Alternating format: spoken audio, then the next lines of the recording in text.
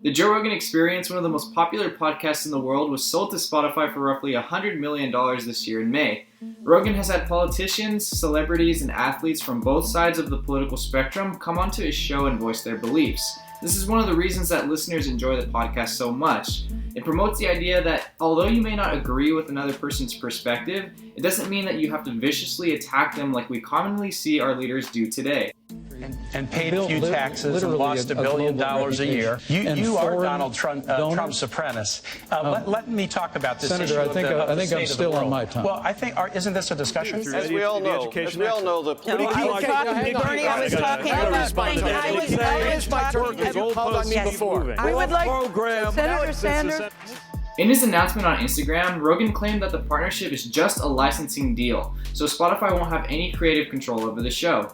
They want me to just continue doing it the way that I'm doing it right now. I'm excited to have the support of the largest audio platform in the world, and I hope you folks are there when we make the switch. However, this deal has been anything but smooth. I'm not sure that Rogan had anticipated the negative reaction that he was going to get from Spotify employees. Rogan has been radio silent on this particular controversy until now. Today, I'm going to be covering the threats that Spotify employees have voiced against the Joe Rogan Experience, as well as Rogan's response. But before we get started, if you don't mind liking this video for the YouTube algorithm and subscribing to my channel, it really helps me out and I'd appreciate it greatly.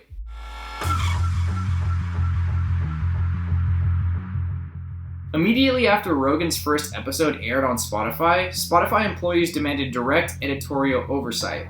This would mean that they would have the opportunity to directly edit or remove sections of current and upcoming interviews and add trigger warnings, corrections, and references to fact-checked articles on the topics being discussed. Furthermore, certain Spotify employees also want the ability to block the uploading of episodes that they believe contained polarizing topics altogether.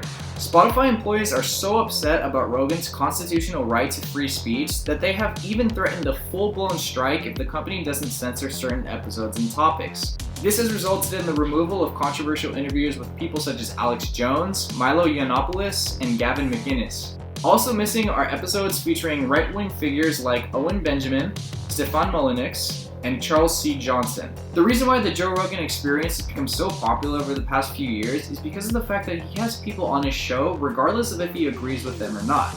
This is a breath of fresh air during a time where our media outlets are so incredibly biased that viewers must constantly be questioning whether the information that they are consuming is valid or not.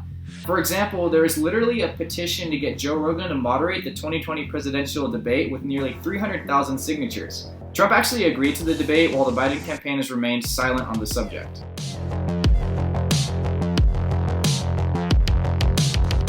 With all of the controversy surrounding the Spotify deal, you'd think that Joe Rogan would have heard all of the criticisms by now, right? Wrong. Rogan revealed that he was not informed about Spotify employees' reported plans to go on strike if editorial oversights over his content aren't permitted. Or at least he hadn't been told directly by Spotify executives. During his recent podcast with Tim Dillon, Rogan claimed that he has not even once been directly contacted about the matter. And this is probably, overinflated, all that Spotify stuff. It's just complete fodder. They have literally said nothing to me about it. Zero. It's never come up. Furthermore, some viewers that want him silenced are trying to paint him as being anti-trans after an episode with journalist Abigail Schreier. In this episode, Rogan and Schreier discussed their problems with young girls having the ability to change genders if they chose to. Rogan made it clear that he supported adult transitions prior to speaking on the issues with the transgender movement. Irreversible damage, the transgender craze seducing our daughters. Boy, that's a hot button subject, right? This is a minefield. It shouldn't be, though. No? It really shouldn't be. No, it shouldn't be, but people surely, as adults, are transgender. Of course. Yes. Of course. I interviewed a lot of them. And we fully support that. Absolutely. Right? Okay. I have friends who fall into that category.